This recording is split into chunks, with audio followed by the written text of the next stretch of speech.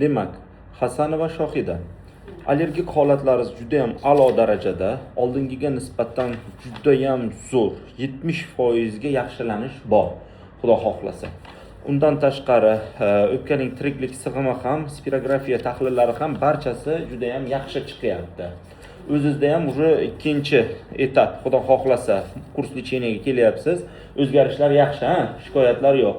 Shamollashlar ham bo'lgan bo'lsa ham tez o'tdi, yengil o'tdi. Bezovtaliklar bo'lmadi.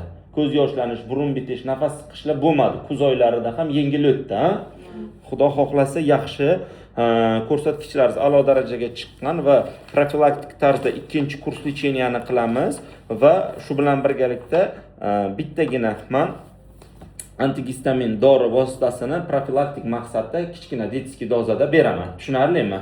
Xudo xolasa shu bilan keyin muolajani 10 kunlik kurs lecheniyani olib, bahor oyida yana qayta ko'rikka yoki keyingi 3-kurs lecheniyaga kelasizlar. Uni kurs lecheniyadan so'ng qachon kelish vaqtingizni yozib beraman. Xo'p?